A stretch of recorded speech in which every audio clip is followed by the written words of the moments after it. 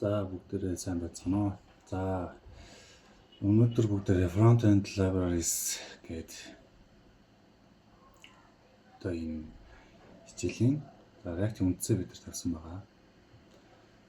Тэгээд үндсэн сэтгэлээ чирч болно. За дараагийн одоо бүтэн сэдв эхэлж байна. Бүтэн бүлэг. За энэ болохоор React-ийн state hooks routing гэдэг ойлголтууд байгаа. За state нь бол мэдээж хэрэг төлөв. Hooks нь болохоор одоо тодорхой нэг одоо зүйл болоход тэрийг тодорхой тэнд тохирох үйлдэл хийх. Routing болохоор энэ зам дээр дараад одоо ийшээ чиглэнэ гэдэг тэр чиглүүлгийг өгдөг. За одоо би бол ингээд ерөнхийдөө бүгдээ хамтдаа судалцгаая. За хамгийн эхлээд 115 алхам байгаа юм байна. Дүүрэг гэд. За эхлээд бүгдээ энэ онлыг үзцгээе. Working with state and responding to events in React гэж. За энэхүү хичээлээр та юу сурах вэ гэхлээр state болон eventтэй харилцах талаар суралцнаа гэж. За React-д event-үүд хэрхэн ажилладаг вэ гэдгийг үзье гэж. За event-ийг зохицуулах нь болохоор ямар ч одоо интерактив буюу харилцан уялдаа холбоотой хэрэглэгчтэй ажиллаж чаддаг тэр вебийн гол зүйл нь байдаг. За React нь болохоор маш хүчирхэг болон consistent web гэж байна. За consistent web нь болохоор тууштай арга гэнэ. Одоо ивентүүдийг зохион байгуулах тууштай арга нь одоо түүний synthetic event-ийн системээр дамжуулан хэрэгждэг гэж байна. Synthetic event system. Үйл явдлын synthetic system гэж. За энэ нь болохоор wrap around native events like click, key down and submit you learned about in earlier lessons. За угсаа энэ манай хичээл үзэж байгаа хүмүүс болохоор HTML, CSS, JavaScript бол үзсэн байх шаардлагатай. Тэгвэл бол угсаа ойлгохгүй. Тэгээд click гэдэг манлаар хүн товчлуур дээр веб дээр дарах, хүн одоо веб дээр байх үедээ ямар нэгэн товчлуур дээр enter ч юм уу, space, tab-ийг дарах, мөн одоо submit гэсэн тэр товчлуурыг дарах үед тэр одоо унган одоо үйл явцууд гэх юм уу? Үйлдэлүүд ингэ хийх юм бол тэрийг ингэ багцлсан тэр унган үйлдэл багцлсан байдгаа л гэж товчондоо хэлэх юм байна. За энэ бол cross browser ensures гэнэ. За олон браузер дээр л ажилладаг юм шиг байна. За ивентүүд нь ижил бүх браузерт одоо ижилхэн ажилладаг. Энэ consistency гэдэг зүйл бол байдгүй маа гэж. Тэнд нийцэхгүй байна гэсэн юм бол байдаг. Бүгдэнд нь бүх браузерт адилхан ажилладаг байх нэ. За React-д болохоор event handler-ууд нь яг унган яг браузерын ивентүүдийг адилхан ажилладаг. Гэхдээ жоохон засварууд ордог гэж. За ивентийн талаар доогуур бүгдийн жижигээр бичгээс ивентийн атрибутуудыг жижигээр бичих хэрэглэх оронд on click on submit гэх юм. React-д болохоор camel case-ийг ашигладаг гэж. Тэмээ шиг одоо on гэжээд C-ийн томор click on submit гэж бичдэг байх нь. За өмнөх хичээлүүдээс харах юм бол жишээ нь class name гэж байна. Camel case-ээр бичижсэн. Тэгээ ер нь өөрийнх нь тэр нэг шин чанар, мөн чанар нь бас харж байгаа байх. JSX болгож ингэж арай онцгойруулахын тулд тэгжиж бол ажилладаг байх нэ. За нэмэлт хэлэхэд string-ийг болохоор event-ийн төрөл болгож тодорхойлохын оронд React нь болохоор функцийг event handler оруулж ирдэг гэж. За event handler гэхээр event-ийг удирдагч л гэсэн үг. Тэгээ ивентийг удирдагч функц нь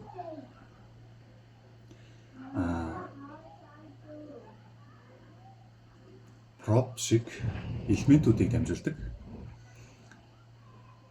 За энэ жишээ нь on click on submit гэх мэт тэртэй адилхан ивентийн төрлүүд байдаг. Энэ нь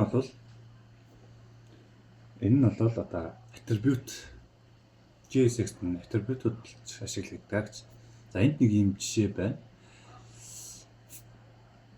Click event яг HTML хэрхэн ажилладаг вэ гэхээр HTML жишээ on click гэхээр одоо бид нар товчлуураа хулганы товчлуурыг товших үед энэ alert message-ийг бидэрт дэлгэц дээр энд нэг гаргадаг. За над дээр дараарай гэж гаргах нь. За React-ээр энийг яаж хийх вэ гэвэл handle click гэдэг функц утсан байна. За console log button click гэдэг одоо F12 юм уу control shift C буюу MacBook дээр command shift C-гээ дараад энэ дээр энэ console гэсэн хэсэгт гарч ирэх нэ. За console гэдэг маань ерөнхийдөө одоо машины хүртлийн хамрыг зөвсөнтэй адилхан яг тэр мотор яаж ажиллаж байна гэдэг бүх зүйлсүүдийг харж болдог. Эсвэл доотлоос нь харах ч юм те. Яаж ажиллаж байна, бензин хавар гүйж ин гэдгийг бол энэ дээрээс хэвлж харж болдог. За түүнээс яг тэр ажиллагааг харах бол network дээр ямар нэг үйлдэл хийгээд веб одоо refresh хийж уншихад энэ дээр яг юу болж байгаа нь бол network хэсэгт бензин уурсгал харагддаг байгаа. За тэгээд button гэдэг элемент явж гэн. Тэгээд тэрэн дээр on click гэдэг attribute-ийг зарлаад тэрэн дотор функцээр дуудаж өгсөн. Ямар нэгэн аргумент дэвшүүлээгүй байна. Уусаа параметр авдаггүй функц байна.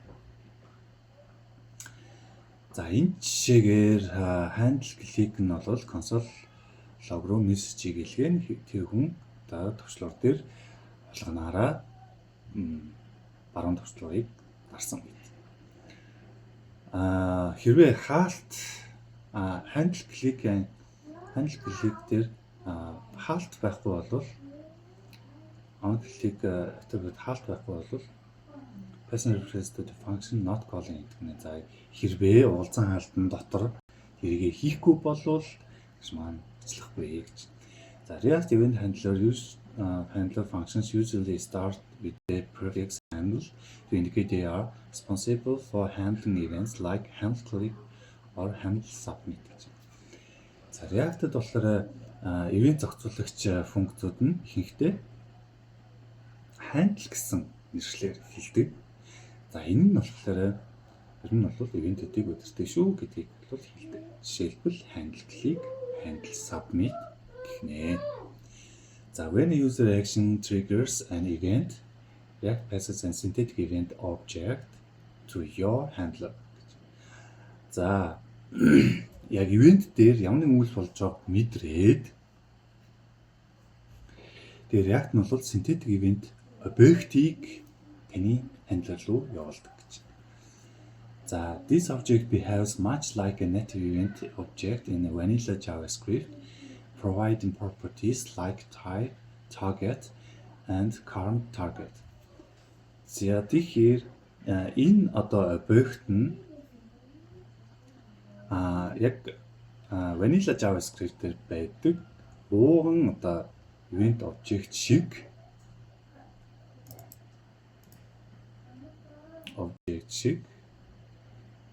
бие авч явж тиймэрхүү байдал зам төлөвтэй байдаг. Тиймэрхүү төлөв байдалтай байдаг. За type, target, current target гэх мэт шин чанар багтаасан шин чанар урж байдаг. За event-ийг болохоор та параметр байдлаар дамжуулж болно. Одоо өөрийнхөө зохицуулагч функц рүүгээ тэгээд үнийгээ консолд хэлэх юм бол дараах үтстэй байна. Event өөр консолог гэдэг. Тэгэх юм бол одоо энэ жишээ нь клик дарагдсан юм уу? Ямар товчлуур дарагдсан гэдгийг харж болно. Товчлуурууд бол ихэнхдээ кодуудтай байдаг. ASCII код ч юм уу тийм магадгүй одоо жишээ нь tab гэх юм бол одоо хуваах тэмдэг дараад T гэх юм бол tab Blocked ингээд тавиад нэх юм бол шинэ мөрийг илэрхийлдэг ч юм уу те. За to prevent default behaviors like browser refresh during on submit event, for example, you can call the prevent default method.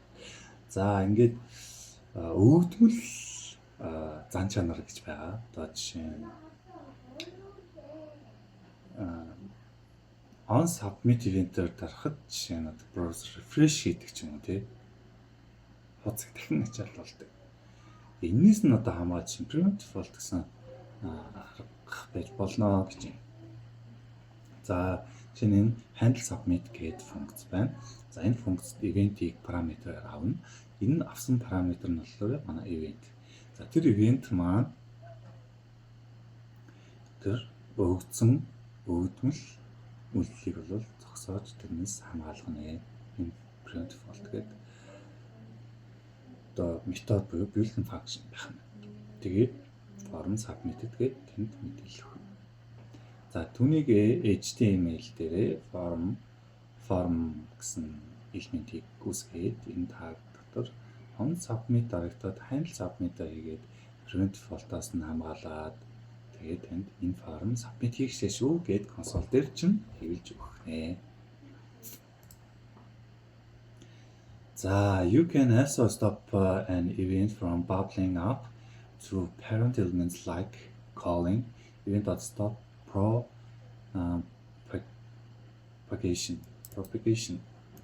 propaganda гэсэлтэй тархалтай зогсоно гэж. За заримдаа онцгой нөхцөл байдалд фичерийг устгахыг засварлах үед та нэмэлт өгөгдлийг тэр үйл явц зохицуулагчтай дамжуулахыг тохиолдуулах юм аа.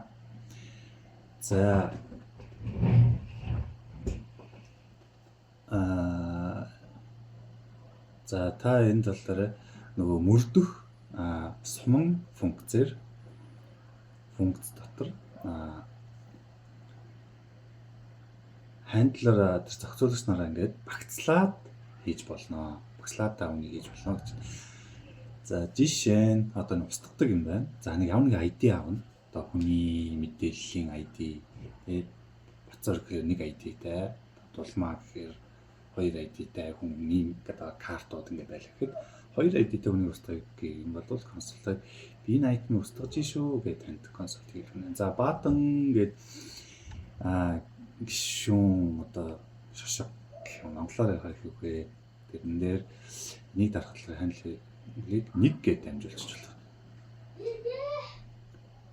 За энд бол хараа сум функцчээд энэ функцийг ажиллуулахдаа энд ямар нэгэн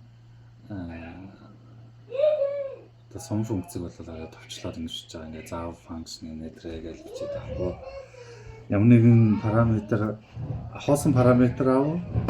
Тэгээд тэрийг яг ашиглахдаа handle delete-ийг нэг гэсэн аргументээр өгнө.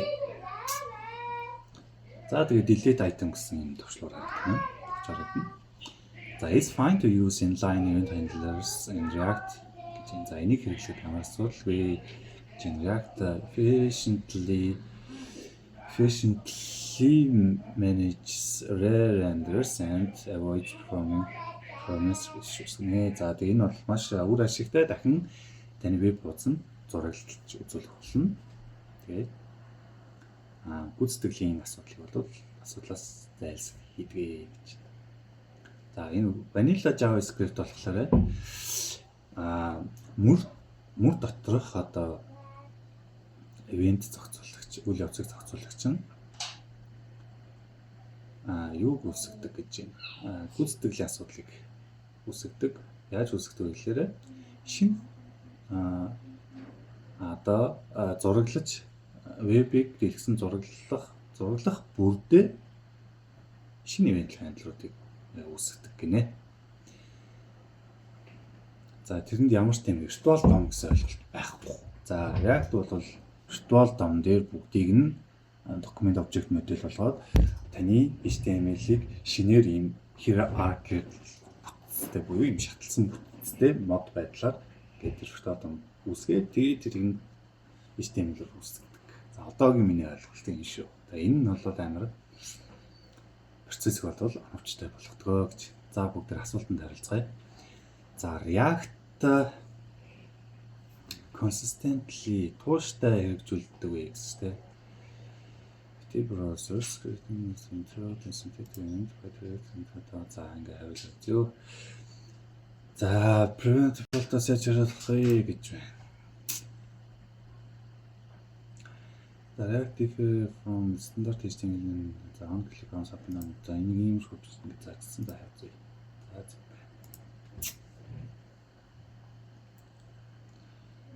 За дараагийн сэдв нь state гэж юу вэ? Use state hook хэрхэн ажилладаг вэ? За төлөв гэдэг хэлбэртэй байгаа тий. United States гэдэг шиг. Төлөв гэдэг зүйл маань React-ийн үндсэн суурь ойлголтуудын хамгийн чухал нэг ойлголт байдаг. Бусад front-end framework-уудын хувьд ч гэсэн. За энэ нь бүрэлдэхүүний бол бүр тархина гэж ярьж байна. За эдгээр нь бол яг тэр мэдээллийг барьж хадгалж байдаг.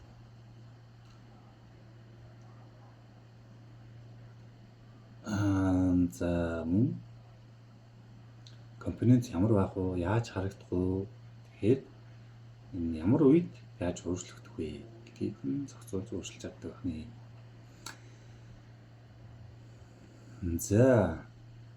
За тэгээ state гэж юу болох? Use state hook гэж байгаа. Hook гэдэг нь дэгээ хэлж байгаа. Hook. Одоо event гэдэг чинь өөрөө catch event гэхлээр одоо event-ийг барьж авах тэрийг л одоо hook гэж бүгд ойлгодог. Ойлгоцоо. Тэгээд тэр ойлголтоор явъя. Одоохондоо энэ яаж ажиллахыг бүгд ойлгоё гэж. За state нь бол эрчимтэй тэр хөгжил React-ийн бүрэлдэхүүнд эрчимтэй хөгжлийг бол илэрхийлдэг. Эрчимтэй хөгжлөөр dynamic data. За хэрэглэгчийн оруулсан өгөгдөл за мөн API буюу одоо гаднаас эсвэл өгөгдлийн сангаас авчирсан өгөгдөл татаж авчирсан өгөгдөл за мөн хийх зүйлсийн жагсаалттай тэр зүйлсүүд шиг тийм өгөгдлүүд өг хэлдэг гэж байна. Эрчимтэйг өөрчлөгдөж байгаа хөдөл. За state хизээ өөрчлөгдөх вэ? Төлөв хизээ өөрчлөгдөх вэ? Тэгэхээр React компонентийг дахин зураглаж харуулах үед хуудсыг дахин ачааллуулахгүй.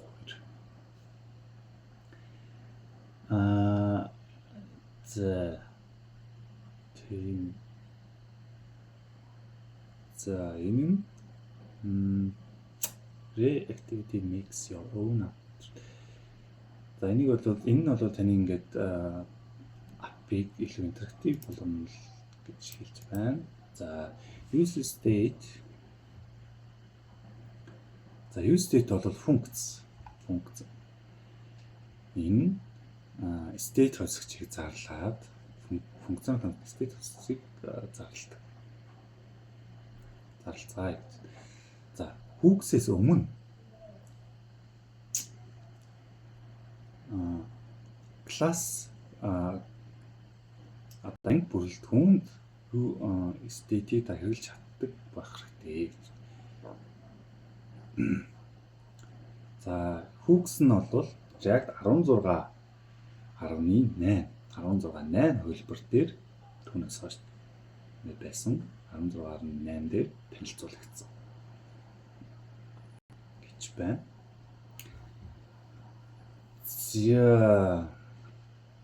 За та state-ийг функционал компонентуудад ашиглаж болно. Ингэж ашиглахдаа use state hook-ийг хэрэглэснээр боломжтой маа. За use state hook-ийг хэрхэн ашигладаг вэ? Import use state from React. За React гэдэг одоо framework сангаасаа use state гэснийг нь л авч байна, тийм ээ. За you can also import React itself. За React-ийн өөрийг нь оруулаад ирсэн ч болно. Get across the property гэж. За шинэ чанараар нь ч ашиглаж болно гэж. За use state-ийг яаж оруулах вэ? State variable set state function use state initial value гэж. За бас ингэж ашиглаж болох юм байна. Ингэж ашиглаж болох юм байна. Та use state-ийг импортлохдоо төлөвийн хувьсгчийг дараах байдлаар зарлах боломжтой гэж. Import React-аас гэж болно гэдэг шиг байна. За үзье бүгдээрээ. Та React-ийг импортлохдоо төлөвийн хувьсгчийг хэрхэн зарлах боломжтой вэ гэж.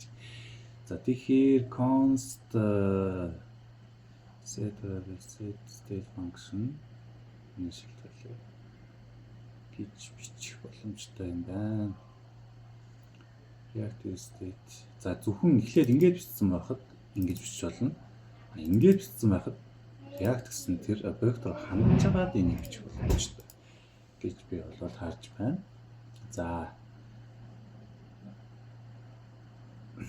За state variable гэдэг төлөвийн хувьсгч гэж байна. Энэ одоогийн төлөвийн утгууд юм аа. За set state function гэрээ төлөвийг одоо тохируулах функц. За энэ setter function гэж авах нь. Одоо оногч тохируулагч функц гэж авах нь. State-ийн хувьсгчийг шинжилдэг гэж. Initial value, set initial value. Анхны утгууд энэ. За note that the state in React component is private. За энэ React component-д бол private байдаг гэдгийг санаарай гэж байна. Private гэхээр одоо жишээ нь та хүн нэг уулзсан алтан дотор за жишээ нь const гэж бичих юм бол та тэрний утгыг өөрчилж чадахгүй. Тэгээ эсвэл ингээд дахиад нэг функц авч аваад функц дотор юм бичснээ функцээс гадуур байгаа өмнө зарлагдсан давсчиг өөрчлөлийгээ тэгвэл бас өөрчилж чаддаг. ч юм уу тий. Энийг болохоор энэ за энэ ч бол яг scope-ийн ойлголт тийм ээ. Гэхдээ private гэж одоо жишээ нь C хэлүүд дээр private public гэж байдаг. Жишээ нь одоо Java дээр public дотор нөгөө функцүүдэд дууц ашигладаг ч юм уу. Тэр зэ гаднаас хандах боломжгүй. Тэгэхээр манай энэ React бүрэлдэхүүнүүдэд бол private байдаг гэдгийг бол анхаарч санах хэрэгтэй гэж. Компонент доторх төлбөрүүд нь private. За and is related to each component's instance гэнэ.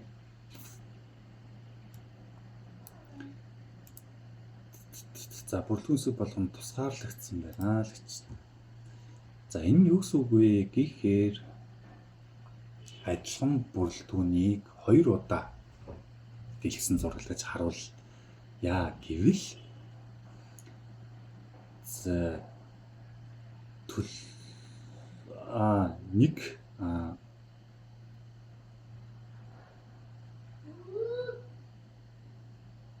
нэг одоо нэг нь болохоор нэгнийх нь бүрэлдэхүүн нь static нэгэндээ нэг нь нөгөөдөгтөө ингээд тэр төлөвд нөлөөлөхгүй байх утсаар л зохион байгуулсан юм байна л да.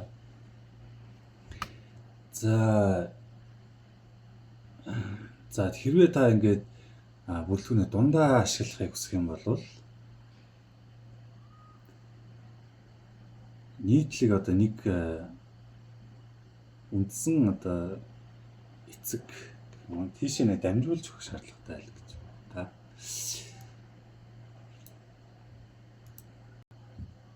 За төлөвийг нийтлэг эцэг болгон өргөж одоо үргэлжлээд дээшээ дамжуулж тэгээд доошооноо таяг болгон дамжуулах хэрэгтэй гэж байна. За энд одоо хаана тийм таяг гэдэг байсан бол доо. Ер нь бол мэдээж ойлгомжтой. Бид нар нэг юмний дотор нэг юм бичсэн бол тэр дээшээ гаргаж тэр нь болохоор нийтлэг нэг хэрэгэлдэг юм байна. Тэр хэрэгэлдгээс ингээд өөр газар руу дамжуулаад төлөвлөлтөд ашиглаж. За ингээд энэ дээр бол use state hook-ийг counter гэсэн бүрэлдэхүүнд хэрхэн төлөвийг зохион байгуулах жишээнд байна гэж юм. За эхлээд state-ийг оруулж ирнэ гэж байна. За counter тоологч функц, тоологч нь бол юм дараглалаар тоолдог, юм хэд байна вэ гэдгийг тоолдог тийм. За count set count гэж. За count гэхээр одоогийн тооны хэдв хэд гэж тохируулах юм бэ гэдгийг гаргаж ирсэн байна. За тэн дээр нь use state initial value гэж байна. За энэ дээр ингээд яаж ашигласныг харцгаая бүгдээ. За энэ H2 бол тэр одоогийн тоог нь харуулж байна. За set count гээд аргумент төвшүүлэхдээ count-аас нэг гэсэн. За энэ бол бууруулах. Гээд нэг төвшлөр байх. За нэгийг нэмдэг ихсэх гээд нэг төвшлөр байх. Тэ. Тэгээд тэгээ нэг дараглалаар л одоо нэг нэмэгдээл нэг асагдаал байх юм байна. За энэ дээр нэг тим юм байлуу. Үзье. Байснаа устгацсан. Хамгийн анх реакт өөрөө эрэхтэй. Төсөл анх эхлүүлэхдээ тийм байсан.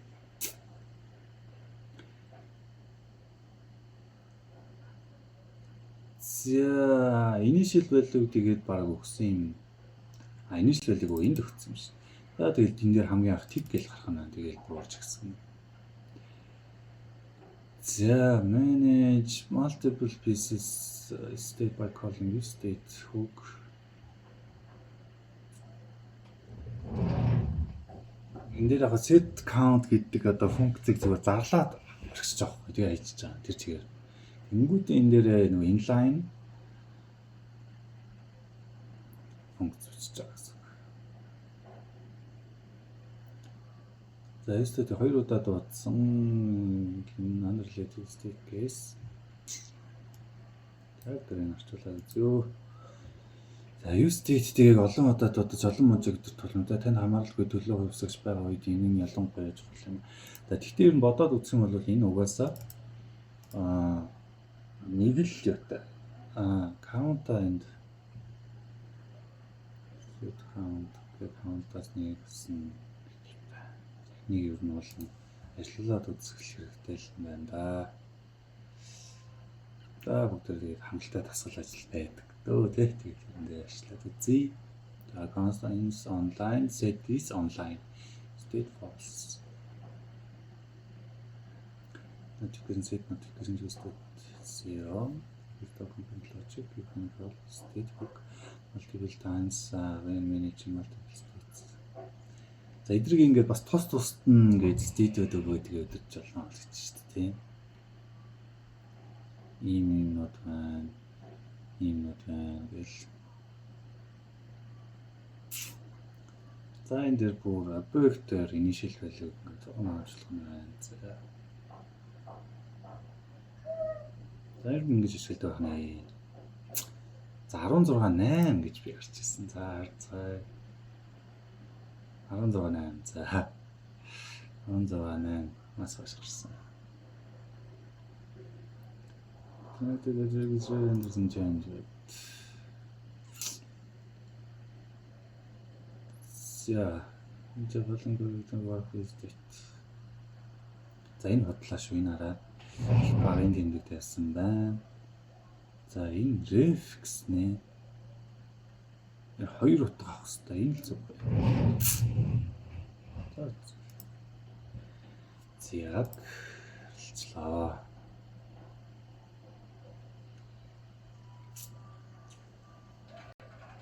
За ер нь бол нэг жоохон storytelling төгсөө болсон.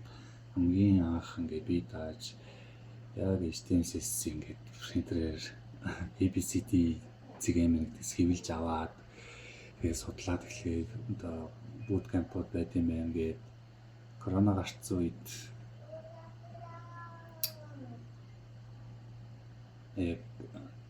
Code Academy гэдэг байсан. Тэрний ингээ front-end engineering та 3 сарын дотор авах боломжтой ажилгүй болсноо гэд мэйл хийчээд тэрэнд тийм боломж олдоо өнгөрөөс боломжтой 2 сар хугацаанд free front-end engineer гэсэн мэтлэгийг авчихсан. Тэгээд хамгийн анх нэг эрүүл мэндийн яамны тусгай зөвшөөрлийн төсөл дээр хуваарай юм гэдэг хүмүүс тендер авцсан гэх юм. Тэгэл тэрэн дээр front-end дээр орж ирсэн. Тэгэхэд free code camp-ийн одоо 24 цагийн 24 цаг үлээ 24 цагийн тийм англи crash яг миний одоо энэ crash course гэсэн. Үзээд чи ойлгоод хий гэсэн шаардлагыг надад тавьчихсан. Гэтэ одоо өнөөдөр би ингэ хийж болохоос хин нэг хөдөөнөөс сурж байгаа ч юм уу, ахлан сурж байгаа юм байх юм бол илүү хантай. Би бол өөрөө тэр ингээл чихэн ганцаардaltaй зүгээ давграа өдөө мэдгүй тэр зүйлсүүд бол давнд болгаал өнөөдөр ирсэн. Тэгэхээр тиймэрхүү төвхтэй байна. За дараагийн асуудал болохоор за хэрвээ боломжтой бол та хүмүүс гоё ингэ хандвалаарай тэрнгээ бас хандваар тодорхой зорилготой тэгээд шинээр цоо шинээр full stack хөтөлбөрийг хараад ингээ би тэрийг одоо хийгээд үзэж байгаа. За дараагийн сэдв болохоор What's render React тийм рендерлэн гэж юу вэ? Компонентууд дэлгэцэд хэрхэн харагддаг вэ? Яаж дэлгэцэнд харуулад идэм бэ гэж. За дэлгэцэд зураглах үйл явц дараалал нь бол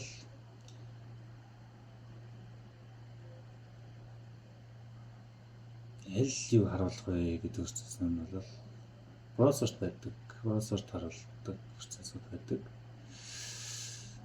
React нь бол бүх JavaScript, JSX, CSS кодуудыг аваад яаж харагдах.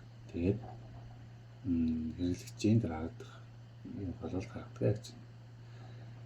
Хэрэглэгчийн харагдах одоо дэлгэцэнд л харуулдаг гэсэн.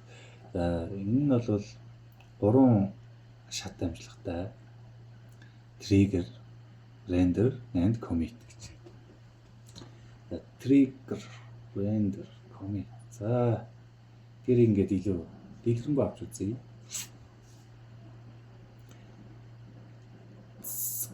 За ямар нэгэн өөрчлөгдөж үү гэдгийг нь React шалгадаг. Шинжлэгдсэн байна уу? Хэрэглэгч интерфейс байна уу гэдгийг авч үздэг. Тэгээд state юм уу? Одоо төлөв юм уу? Шин чанарыг шинжилдэг. Ахны байнга шинжилдэг.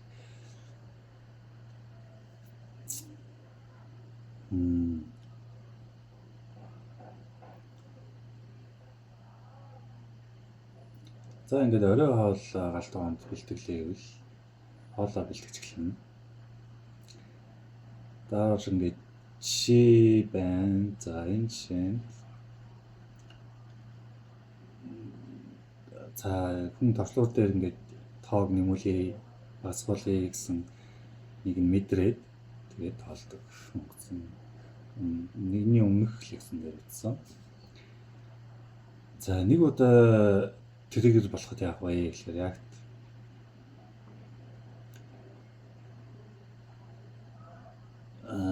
зураглах үе шат руугаа орно.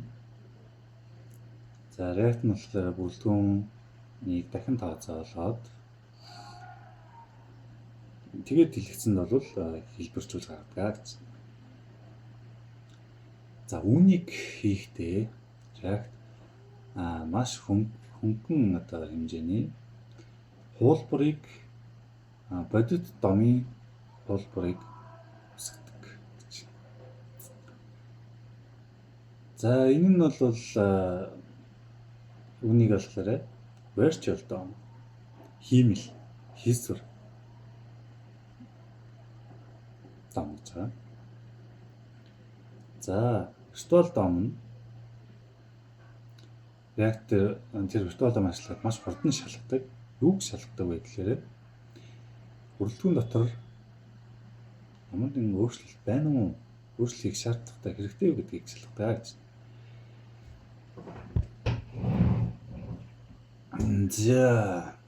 За энэ үед state-ийг аваад үзэх юм бол state-ийн энэ үеийг аваад үзэх юм бол та галд байгаа нь байна.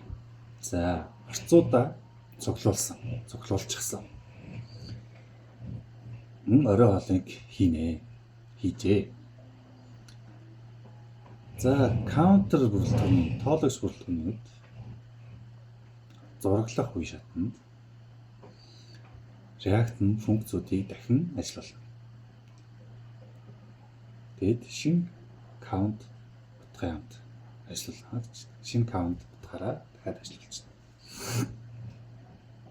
За React одоо h1 count-ыг дахин тооцоолно. Энэ бүрэлдэхүүний нэг хэсгийг тэрний count утга шинжлэгдсэн дээр нь үндэслэгдээд албал гарах нэ. За ямар нэгэн өөрчлөлтийг харахгүй дараагийн шат хүртэл бол ямар нэг өөрчлөлт гарахгүй. Тэр нь commit шүү дээ. За commit үе шатанд React нөгөө хийсвэр домоосоо дом гэдэг нь ерөөсөө document object модель гэж юм л да. Тэр одоо элементүүдээсээ хийсвэр хулбар элементүүдээсээ бэлтгэгдсэн өөрчлөлтүүд авдаг. За тэгээд түүнийг жинхэнэ тэр элементүүд дээр оруулж өгдөг. За өөрөөр хэлбэл энэ шатанд дэлгэсэн та эцсийн өөрчлөлтийг үр дүнд харах болно гэж.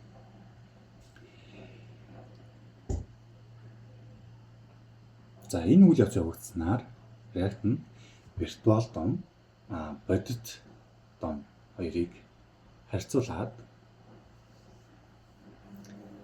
зөвхөн шинжлэх шаардлагатай тэтгэл зүйлсүүдийг таньж мэдээд бүр эцсийн яг бодит бидний нүдэнд харагдж байгаа энэ элемент веб элементүүдийг бол хэрэг шинжилж хэрэглэж харуулдаг гэж.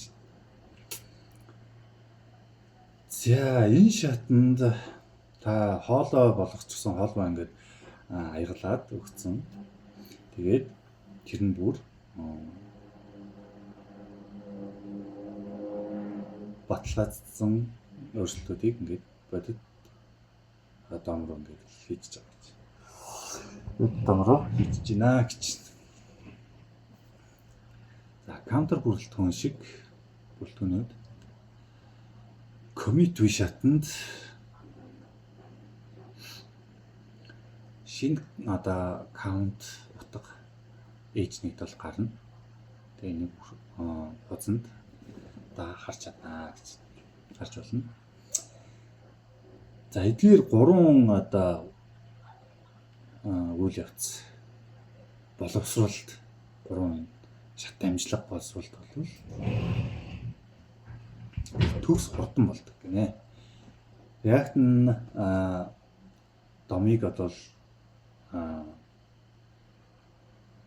манипуляц хийхдээ л гэж байгаа юм л да. Манипуляц хийхдээ хамгийн багаар тооцоолоод өөрчлөлтүүдийг виртуал дом руу оруулдаг. Тэгээд эдгээр нь зөвхөн тэр хэсгийг л бийл бодит дом руу домын тэр хэсгийг л шинжилдэг гэж. Тэрс тэр өөрчлөлт анхаардаг хүн шүү дээ. Яг хүн шиг одоо ийшээ харуул, тийшээ тэр ямыг анхаар, ийшээ харуул, ийшээ анхаарна гэсэн.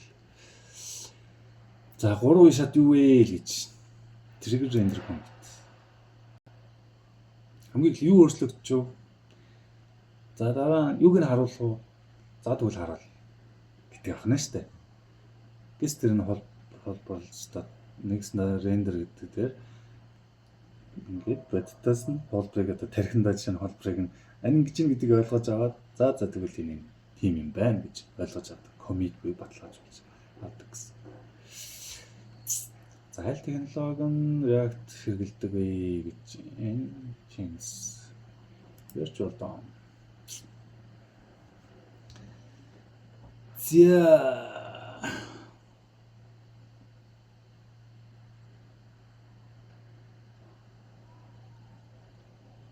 комьюнитид юу болох вэ гэж чинь. Энэ өөртөө рил тон. За энэ үл.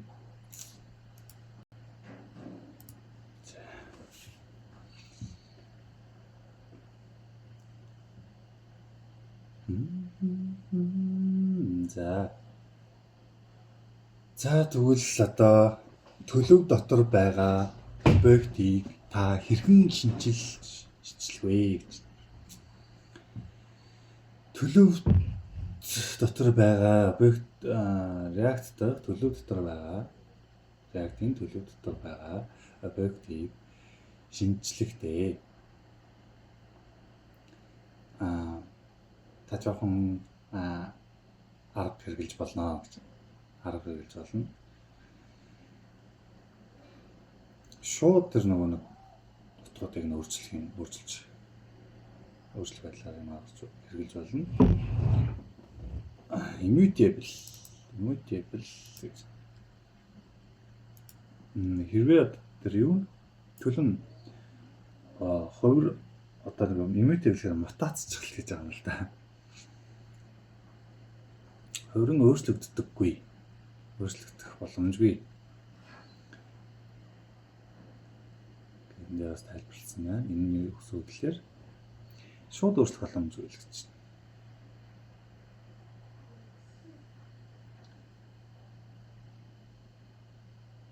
За тэгээ зөв арга замаар нь судлаад үзье гэж юм. За таны бүрэлдэхүүнд нэг объект байна гэвэл state төлөв нь хэрэглэгчийн хувийн хэрэг. За тэгээд хэдийн насыг өөрчилъё гэж.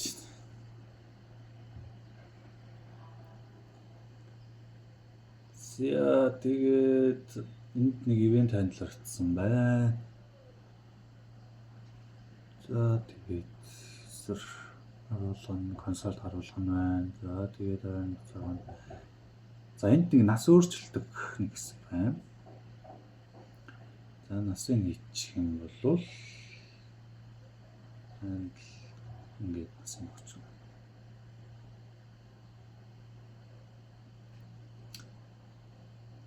Тагийн насны хувьд хөндлөж.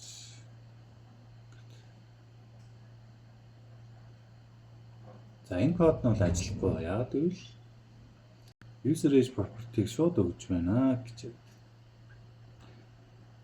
Тийм биш үү? Энэ ч одоо баг HTML дээр шууд өгье гэдэг юм биш. За, even though console log user шинэ насыг харуулна. За, дахин ачааллахгүй гэж байна. Бүлгүүнд дахин ачааллахгүй. Хэрэг хэрэглэгчд харуулахгүй. Яг гэвэл setter функц багтана. Юм гэж. Уул нь бол set user-ыг ашиглах хэрэгтэй тийм. Энэ функц ажиллаж ижил user-ийн юмыг өөрчлөх хэрэгтэй. Тийм initial value ч юм уу өөрчлөх хэрэгтэй гэж.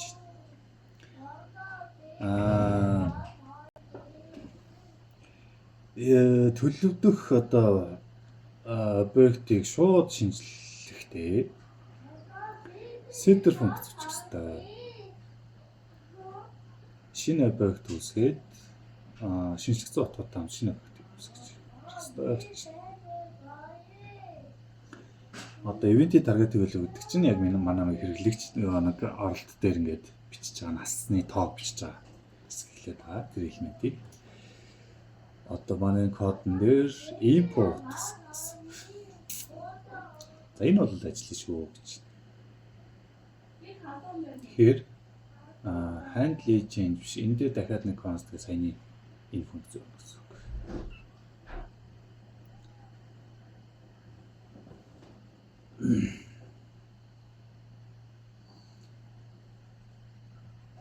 Тэгээд гэхдээ нэр болон хот гэдэг утгууд бол алдагдана гинэ. За энэ нь яагаад вэ гэвэл шинэ объект нь зөвхөн одоо түлхүүр утгын хослол байдаг гэж. Нас гэсэн зориулсан. Зөвхөн насан зориулсан түлхүүр утга. Түлхүүр утгын хослол байдаг. За одоо энээс нь сэргийлэхийн тулд одоогийн байгаа объектыг эхлээд туулах хэрэгтэй гэж туулж аваад тэгээд зөвхөн хүсэж байгаа юмаа шинжлэх хэрэгтэй гэж юм байна. За үүнийг хийхийн тулд онцгой функцийг тодорхой нэг функцийг дуудах хэрэгтэй. Тэр нь шинжлэх функц байх хэрэгтэй. Таны setter function руу шинжлэх функцийг setter function дотроо шинжлэх функцээ дуудах хэрэгтэй. Тэр нь set user дотроо тэр шинжлэгч тодорхой функцийг дуудах хэрэгтэй, дамжуулах хэрэгтэй гэж. За шинжлэх функц нь болохоор аргументээр төлөвийг хүлээж авнаа гэж хаана. Тэр нь previouser. Тэгээд дараагийн төлөвийг буцаанаач. За төвөгтэй болж ирж байна. За set user. За хэрэглэгчийн гээд объект ингээд шинжлэх функц авах нэ. Тэгэхээр өмнөх хэрэглэгч. Өмнөх хэрэглэгч явна буюу хуучин хэрэглэл байгаа мэдээллийг хуулж авах гэжтэй. За const updated user. За тэнгуү дараа энэ ингээд spread operator буюу тархаагч одоо үйлдэл гэх юм. Тэгэхээр өмнөх хэрэглэгчийн бүх юмыг авна. Бас насыг нь ивентийн таргетийн утгаар өөрчилнө. Одоо таргет утгаас авна шүү гэж. За өмнөх хэрэгч харах нь энийг харах нь.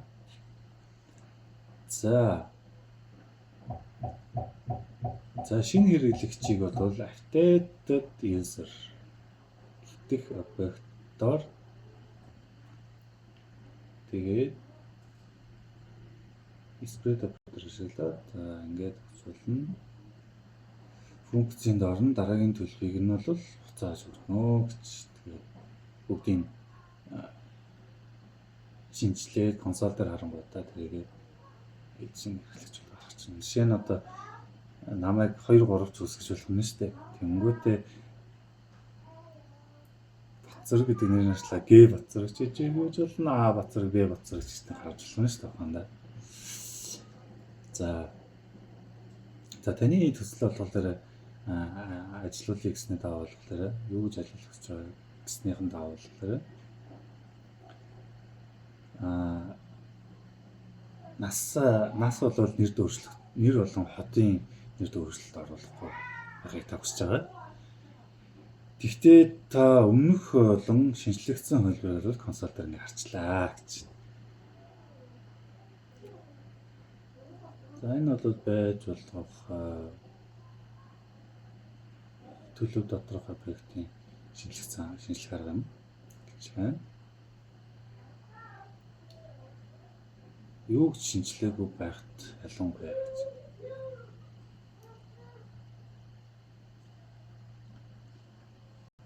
Тэгэхээр энд угаасаа ингээд энийг аваад дараа хөвчлөлтэй ажиллаж үзэх байх гэд ажиллаж үздэг угаасаа тэгээд зээ. За сетийн интернет. За тэгээ name set-ийг бол өөрчлөх бол хийж болох нэ. За энийг нийлүүлээд хийчих болно гэдэг чинь. Ганцхан setter функц гэж болоо гэж.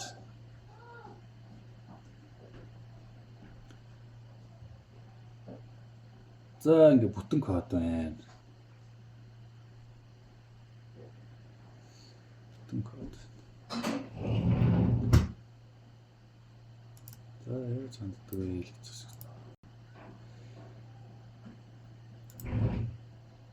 Үнэтэй.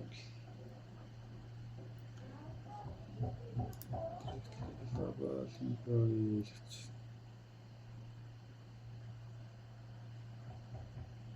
За энэ болохоор яаж хадгалдаг вэ гэж push гэдэг юм тийм. Setter function наад амжилтдаг. За энэ setter функц юу их вэ гэж user set user бүхэлд нь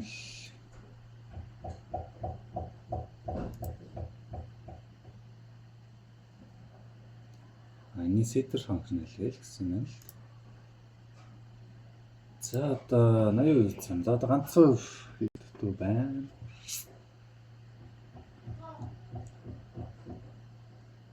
За state доторх цуваг төлөв доторх цуваг хэрхэн таашинжлах вэ гэж. За энэ бол маш шулуухан зүйл юм аа. Ойлгомжтой зүйл юм аа гэж байна. Тэгээ маш энгийн зүйл юм аа гэж. Quite simple гэдэг чинь quite straight forward. What you can easily make. Гэхдээ энэ бол яг алтаа гаргахтаа аягүй амархан шүү гэж. Ялангуяа Vanilla JavaScript-ээс тай ашиглаж ирсэн бол гинэ. Тэгээд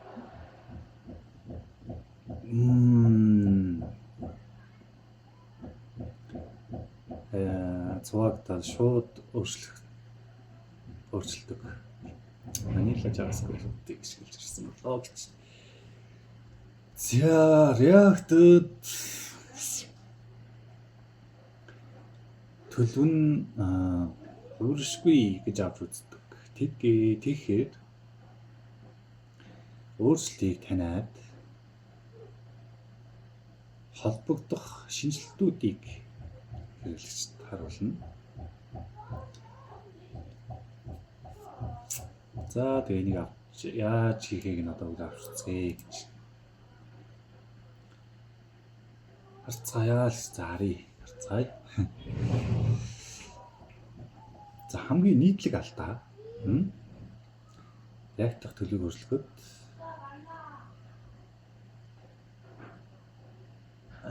цуваг шинжилгээд хамгийн нийтлэг алдаа бол тэр array-г шууд өөрчлөх push pop splice-ийг хэрэглэдэг нэ. За push бол цуваанд хамгийн сүүлийн гишүүний араас нэмээд гишүүдийг нэмээд яваад гэдэг. Pop бол гишүүдийг байхгүй болгочдөг. Заасан гишүүд байхгүй болгочдөг. Splice болохоор салгаад тавьчихдаг.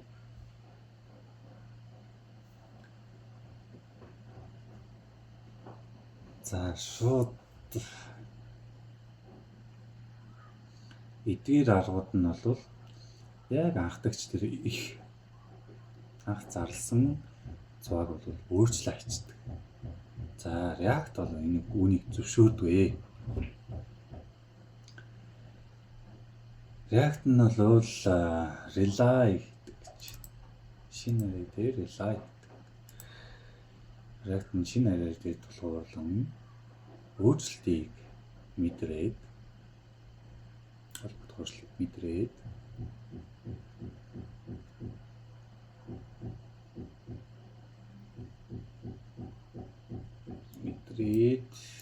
үнэлэн тиймээс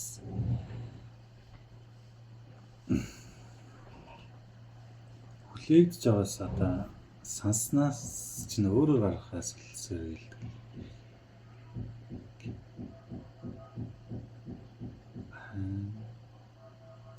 Өөрөөр гарахыг хүсдэг гэдэг юм л. Тэгэхээр энэ зөвлөж чадна л гэж. За жишээ байна. Push-ийг ашигласан гэж байна. За энэ push-ийг шинэ юм оруулаад ирсэн байна. Энд чинь бүр ингээ өөрчлөгчдөг байхгүй юу? Цаана memory шуурхай санаагаа энэ дэр ингээ өөрчлөгчдөг. Тэгээ програм энэ функц ингээ өөрчлөгдсөн зэрэг доошоо юм шигтэй байсан. За тэгсэн чинь add item дээр дарах юм бол юм болов гэж байна. Хэрэглэж харагдах байдлыг хийж болохгүй.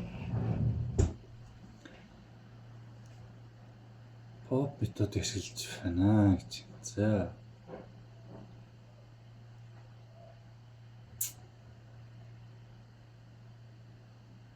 За энэ бүгдээ орчуулаад арчуу. Телевизийн мэсийг шинжлэхийн тулд гол зүйл бол шинэ мэсийг үүсгэж үйлдэлүүдээ хийж одоо байгаа мэсийг мутацуулахаас илүү реакторууд дамжуулах үйл явдал гэж. Дамжуулах гэдэг. Учир нь шин цуваа үүдэлтэй. React энэ одоо төлөв шинжилсэн байдгийг мэдэх болно гэж. Тэгээд түрүүний гоодож аваад дахиж зургалдаж харуулаа.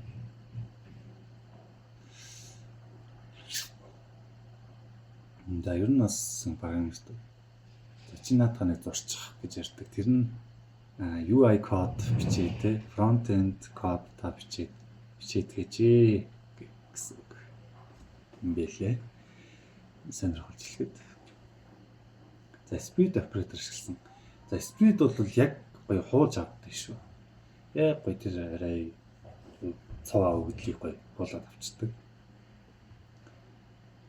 Энд нэг жишээ байна. За нэг юм шинэ зүйл байх нь байна. Тэгээд шинэ эд зүйл юм нэг. Тэгээд ID дээр нэгийг нэмэгдүүлсэн байна.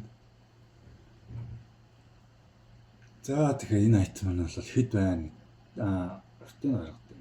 Тэр урт дээр нэгийг нэмдэг юм байна. За өмнөхийг аваад шинийг гаргадаг. Set item гэж хэлдэг.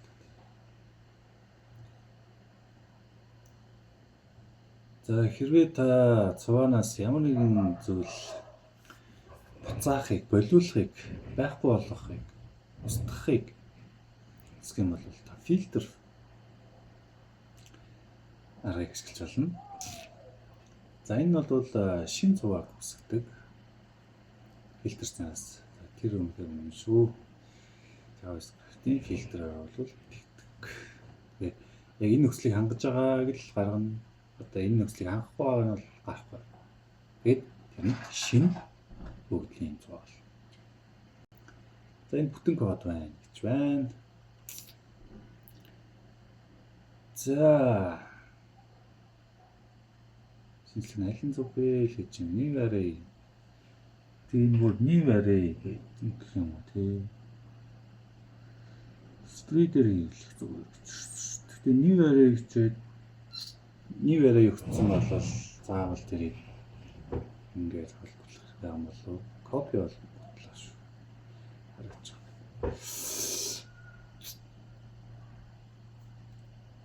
Энэ хоёр new item items set item set item л ажиллах хэрэгтэй да. За яагаад шууд өөрчлөлтөөгүй.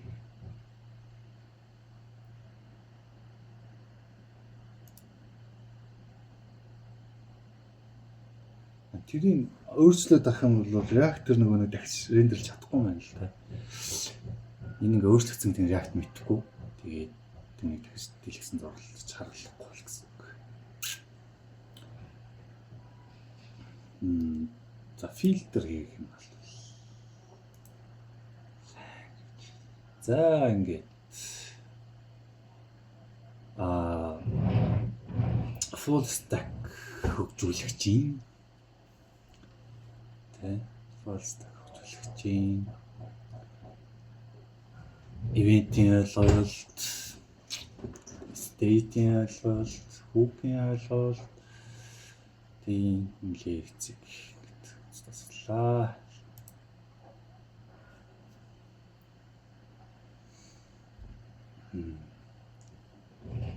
За тэгээд баярлалаа. түр баяртай.